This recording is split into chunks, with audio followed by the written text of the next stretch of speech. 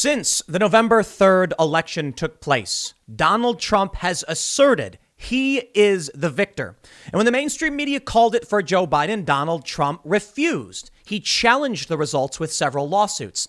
Now, these official suits of the Trump campaign are only a small portion of the lawsuits that have actually been filed that would have helped Donald Trump overturn the results and eventually win. But most of these suits, particularly the ones launched by the Trump campaign, were not heard. They were typically kicked out of the courts due to standing issues, injury, or procedural issues. When it comes to accusations of voter fraud, many judges have outright refused to see the evidence. But in the court of public opinion, those on the right, those who support Trump, have absolutely seen the evidence. And while I wouldn't say it's been adjudicated to the point where we can make a determination, Peter Navarro put out a report that Trump is citing, claiming that the results are definitive and there's more than enough evidence to say that the results have been overturned. This is the kind of thing that needs to make its way to a court. But when most courts are saying, due to standing, like I mentioned, we're not going to hear this, Trump supporters eventually meet their wits' end. And now Donald Trump is calling on his supporters to descend on Washington, D.C., January 6th, the day the Electoral College votes will be counted in a joint session by Congress. On that day, Trump says, show up for a protest. It's going to be wild. And based on what we've already seen from the previous events, I think Trump is absolutely correct. Now, will all of Trump's supporters actually show up? I'm not too sure, but this could be Trump's last stand. And it's a time when he has specifically called on his supporters to arrive in D.C. That's something that may actually be the big push Trump supporters need to say, this is it. It's now or never. I don't know if this will actually end up solving anything. But a call like this from Donald Trump, although it may be relatively passive, he did say be there. This could be a sign of the political willpower to stand up, take charge, and actually physically contest what's going on in this country. I don't know exactly what form that will take, but I can say Antifa obviously has been, well, not too subtle in their anger with the U.S. government over the past year or longer, going around setting fires, destroying buildings. They've attacked and targeted innocent people for a very long time. At the last event in D.C., the Proud Boys came out and they torched a Black Lives Matter banner. They went around beating up Antifa, and it looked very much like what you'd see in videos from Antifa. The only difference?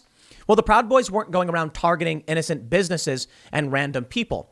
Now, there are some accusations that they tore down a banner from a church and then burned it, though people on the right are arguing the banner actually had already been torn down before by Black Lives Matter, by Antifa, apparently because they felt it was corporatization or the church shouldn't actually be doing it.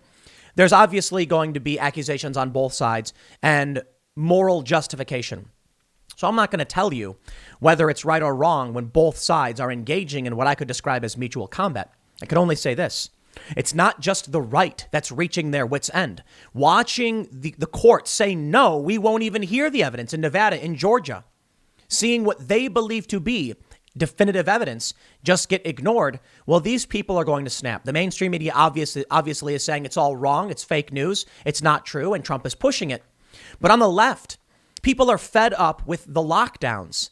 Unfortunately, they're not fed up in the way that they probably should be, calling for an end to the lockdowns. They're angry the government isn't going to print them more money, or just, I don't know how they expect to give the people more money, but they're mad the stimulus checks aren't big enough. People are now in massive debt. On average, I believe one report says $6,000 in unpaid rent or mortgages on average, and 12 million people are facing eviction. It's obviously not the same kind of anger we see on the right, but the powder keg is there. The chemical mixture of an angry and outraged right wing and an angry and outraged left wing is sitting right before us. And Trump has said, my friends, it is time for a wild protest. There are already fears from the left that we are going to see widespread Trumpism violence. But let's read these stories and see exactly what's going on. Because I'll tell you, the one thing that's going to keep the establishment propped up, I can say, is that the left and the right, they won't get along with each other. So I think we might actually see some kind of three-way conflict. Establishment, the right, and the left. It's not just two factions.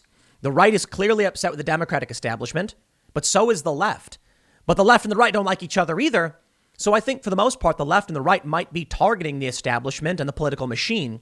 And that will leave a weird space between the two where they probably won't be fighting, though they definitely won't be unifying.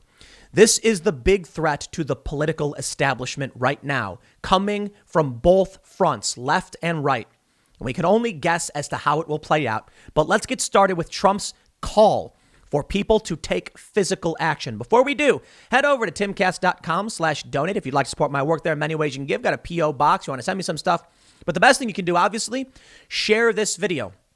This is the kind of stuff that I hope people are paying attention to, the kind of thing that'll actually impact your life. But when you turn on the big mainstream media news broadcast, they're talking about, the vaccine or whatever, and that's fine. But are they telling you what's actually happening on the ground near your home? Probably not. If you think I do a good job, it's rational and reasonable, then please share this video, smash the like button, subscribe, and let's get to the news. Fox News reports Trump promises wild protest in Washington, D.C. on January 6, claims it's impossible he lost. Trump's campaign has filed a number of unsuccessful lawsuits challenging the election results. They say, first, they highlight a tweet from Trump. Trump says, Peter Navarro releases 36-page report alleging election fraud, more than sufficient to swing victory to Trump. A great report by Peter. Statistically impossible to have lost the 2020 election. Big protest in D.C. on January 6. Be there. Will be wild. Now, I'm not going to sit here and pretend that Trump tweeting "be there, will be wild" is like this grand call to arms of Trump putting on golden armor and taking out a horn and saying, "The time has come, people, for a march to victory." And he's just tweeting, "Be there. It'll be wild." And it probably will be. Will it be more than we've seen? It may be. January 6th, it's not just about Trump saying "be there." January 6th is about the joint session of Congress where the Electoral College is going to count the votes. This is it, Trump supporters. For everything you've said, for everything you've claimed, January 6th is effectively the last day of this election. Now, don't get me wrong. I'm not going to say that the battle or the war is anywhere near over. Already, we're hearing the next step in this saga will be Trump declaring himself a shadow president. Well, we've already heard accusations that Barack Obama was essentially doing that as it is. If on January 6th, the vote count comes in, and this is the extreme likelihood, like 99.999%, they're going to read it all for Joe Biden. Then Joe Biden will be officially confirmed by a joint session of Congress. The constitutional process will have completed for the election, and the inauguration will be on January 20th. If there was any claim to a legitimate constitutional challenge for Republicans, it is, for the most part, coming to an end on January 6th. Now, I say for the most part because between the 6th and the 20th, there still can be legal challenges. And obviously, the Supreme Court can make their decisions because we're human beings. We're not computer programs that follow this narrow path. The Constitution is that guideline, but, technically something could happen and things could change. But as far as the electoral process is concerned, this is the last day for the actual legal determination. On January 6th, if they say Biden takes it, then there's no argument. He took it. Now, maybe you could overturn after that in some capacity, like if health issues arise or Joe Biden can't be inaugurated, something interesting would happen. Trump is the next highest amount of votes. That wouldn't really matter because you got to get 270, which would result in a House contingent election. And obviously Trump would win. So the election may be ending on the 6th as far as the constitutional process is concerned. But clearly the war is not over. I want to make that clear for everybody because I want to be careful here. So Joe Biden's a very, very old man. Okay. And he was coughing up a storm the other day. We'll see how things play out. They go on to say January 6th is the day Congress will meet to accept the presidential election results. But Trump and his campaign have disputed the results and launched numerous legal challenges. Roughly 4 dozen lawsuits by the Trump campaign and allies to upend the election results over the past 6 weeks have been tossed out by state and federal judges. Here's the important part. Most of them were not by Trump, and the ones that were tossed out for procedural reasons. I warned about this. I said the Texas lawsuit should be picked up by the Supreme Court. And if they think it should not be ruled in favor of Trump, they should just say so. By throwing out a massive lawsuit with 126 House Republicans, with, I believe, a total of 20 states on the Republican side, 20 states on the Democrat side, and 4 disputed in between. You are looking at an extreme disconnect in our states against each other. And when you throw that suit out, you are telling them, we won't even hear what you have to say. Now, at the very least, if they took that suit up, then you'd have people feeling like at least their arguments were heard. Now they feel like no matter what we do, no matter what we say, you won't even pay attention to what our arguments are. Procedural dismissal of these suits. And if people feel like they don't have the ability to speak up to challenge what's going on, and they feel powerless and backed into a corner, well, then people are going to strike back. And that's when things start getting spicy. From Breitbart, MSNBC's Jason Johnson predicts wave of violence after Trump leaves office. MSNBC political analyst Jason Johnson predicted Friday on Deadline that violence over Donald Trump losing the White House would increase. Johnson said, "This is just the beginning of how this is going to be. Senator Tuberville, he abandoned Texas Tech. He leaves everything but not Trumpism. He abandoned 3 different colleges, but he's not abandoning Trumpism. You have Proud Boys who are marching through Washington, D.C. and tearing down signs. The moment that Donald Trump is out of power, these groups will become more unhinged. The Republican Party is full of individuals, even if they don't believe the things at the core, are willing to placate and play with and galvanize these kinds of organizations." He continued, "I think we're heading into an even darker period. Because if you don't have somebody at the head of this sort of collection of ants running in and out of this insane anthill of MAGA and nonsense of white nationalism, if there's no one to control them, if Donald Trump doesn't have anybody around him to say, hey, look, this is a good idea or a bad idea, they will only get worse. He'll sit and stew and watch television every day and think about the fact he's not on Saturday Night Live anymore. Think about the fact that nobody cares about him, and that will enrage him and other people supporting him. So yeah, I think the Republican Party is in for real soul searching, but right now, a lot of them are still committed to Donald Trump, and the violence we're going to see in the coming months will make this past summer look like a picnic. I'm not happy about that. I'm not enthusiastic about that, but that's what I see happening. And the violence we're seeing in the streets right now is just a preview." He added, "We're talking Portland. We're talking the Midwest, and these people are empowered every single minute of every single day that they hear senators deny the legitimacy of Joe Biden getting into office.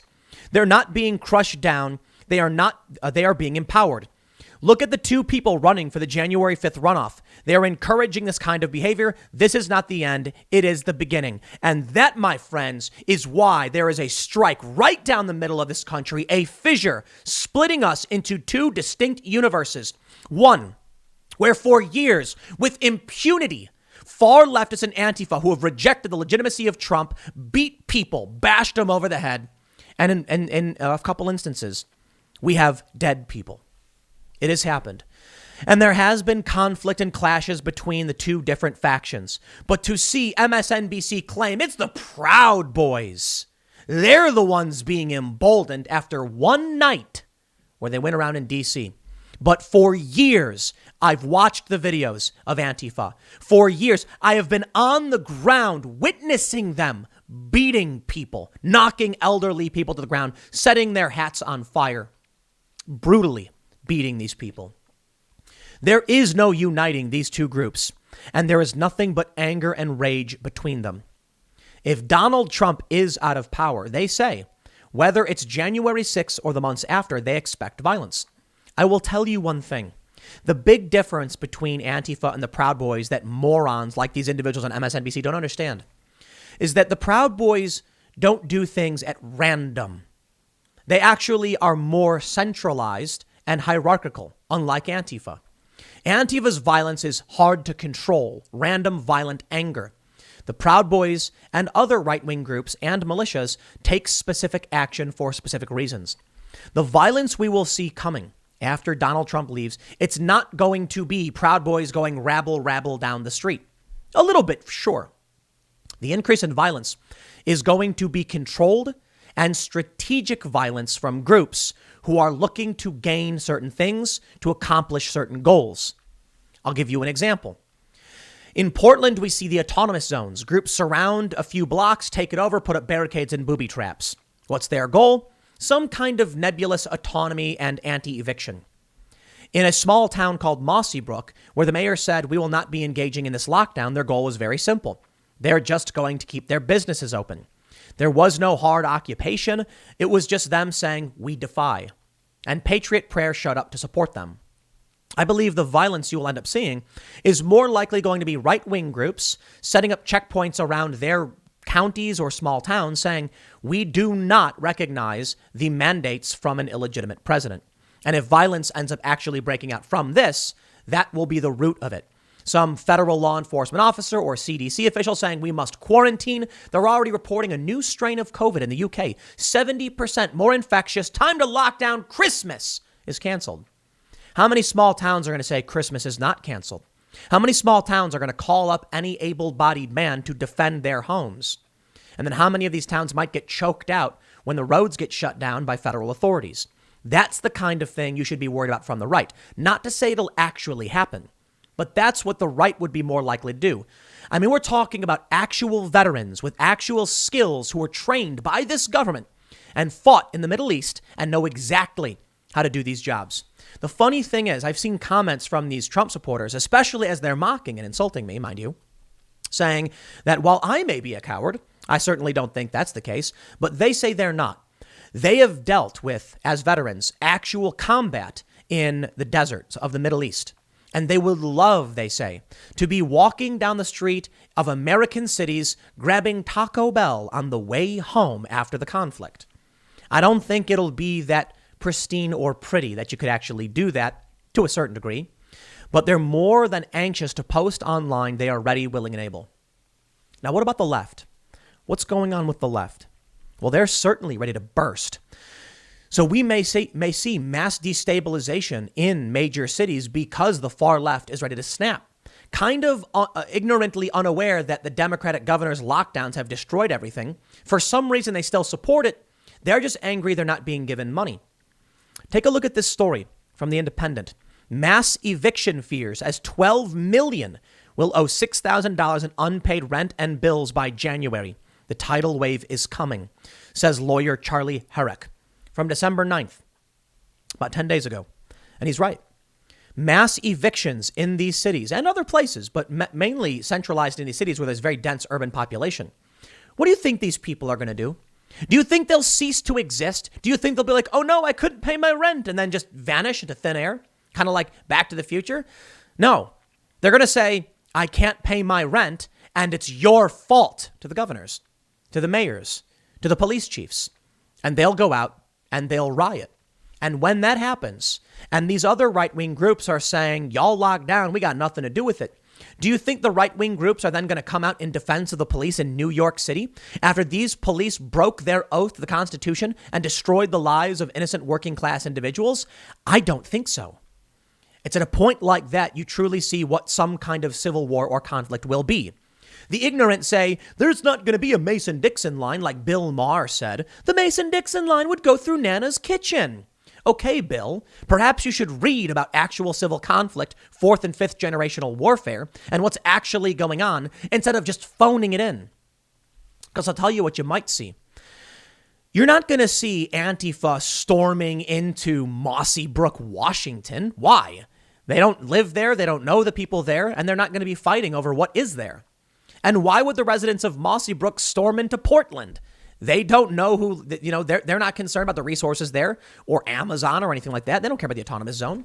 If anything, it will just be disparate cells popping up of people who say, enough.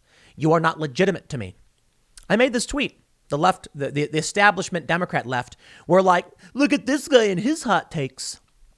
I said, Antifa does not view the U.S. government as legitimate.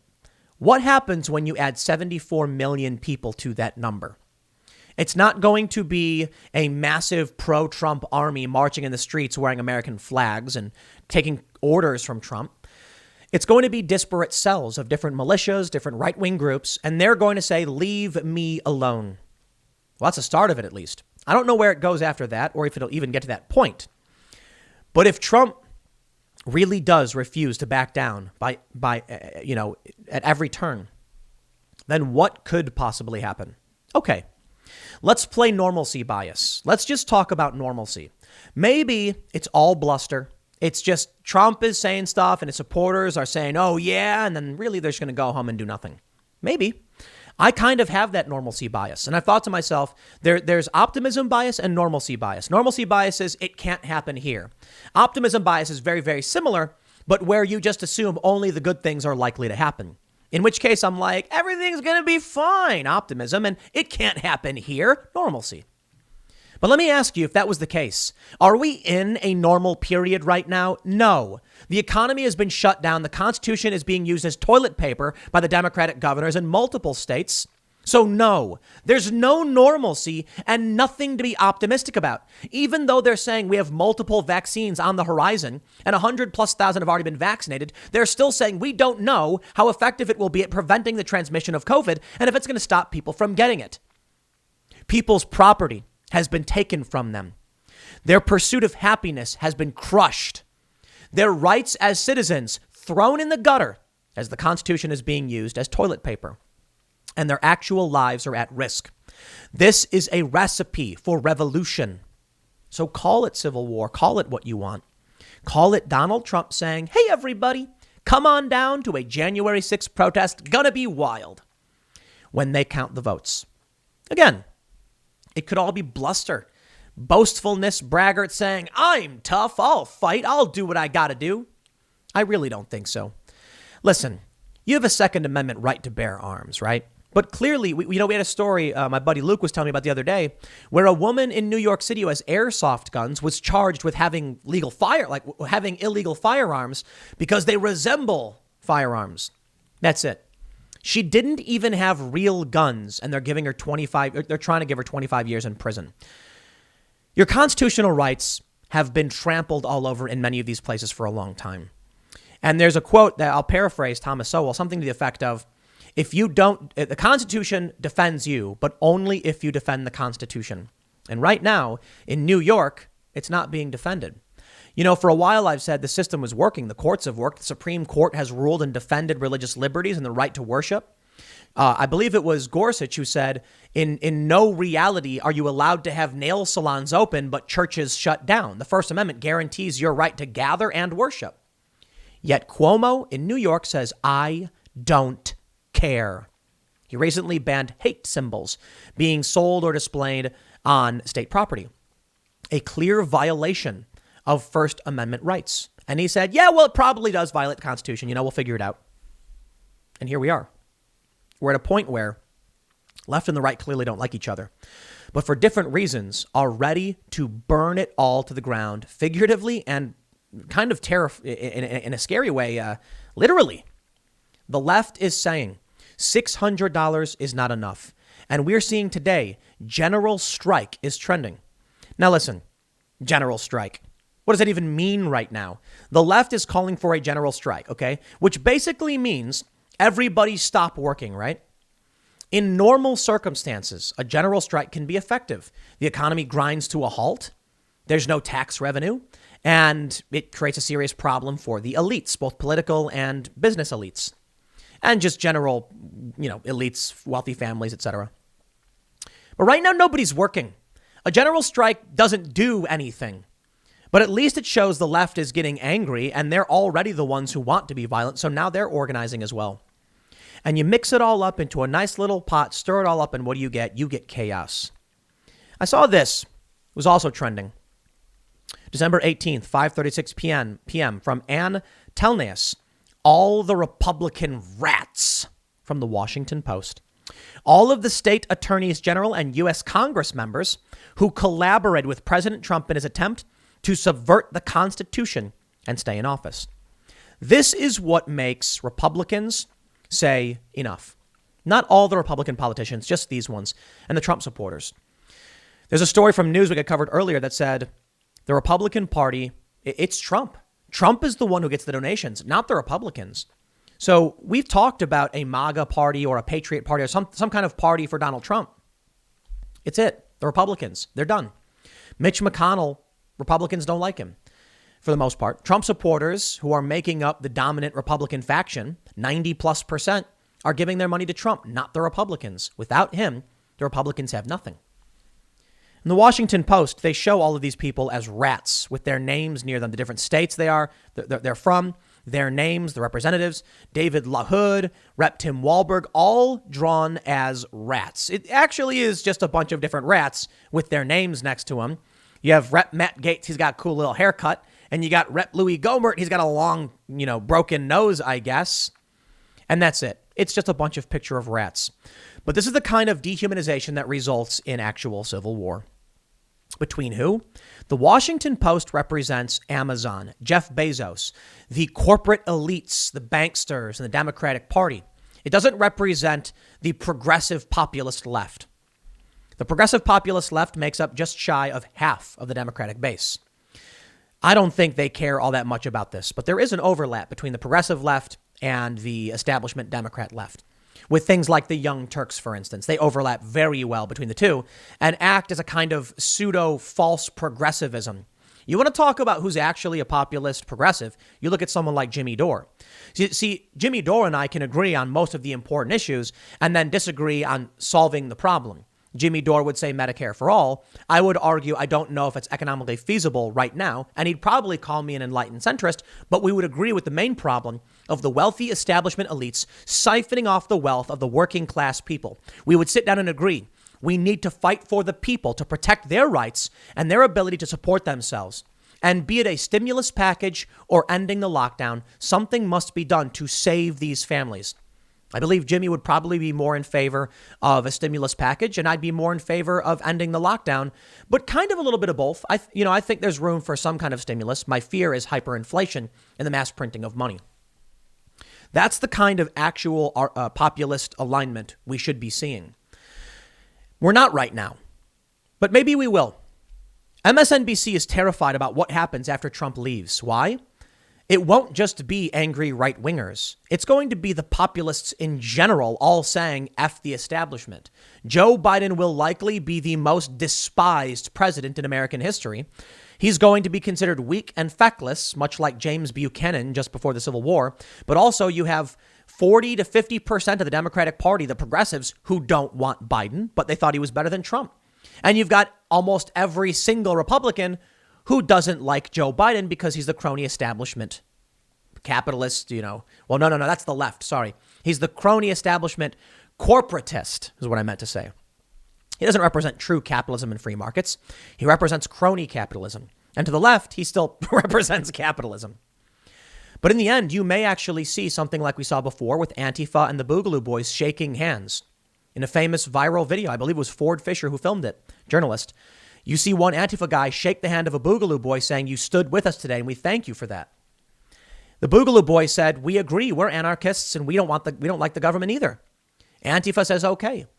They mostly agree on the problems of the establishment. They disagree on the kind of government or system, economic system they would want after the fact. But that's secondary. First and foremost is the anger towards the machine. And that's what I think is coming. What it culminates in, I don't know. And I will tell you this, I can't see the future, and it may just be nothing. But I don't know if it makes sense to have a normalcy bias in a time when everything is unprecedented and it is far from normal. I guess we can only wait till January 6th to see, do Trump supporters have the political willpower to come out to DC, to spend that money to fly? Because I tell you this, when Trump got inaugurated, the answer was no. Now, Trump supporters can deny it. But most people didn't go to D.C. And maybe it just didn't matter all that much. Trump won. Why come out? He won. Congratulations. They showed up for the vote. That's what mattered. Well, now this is what matters. Are they going to show up in person on this very important day?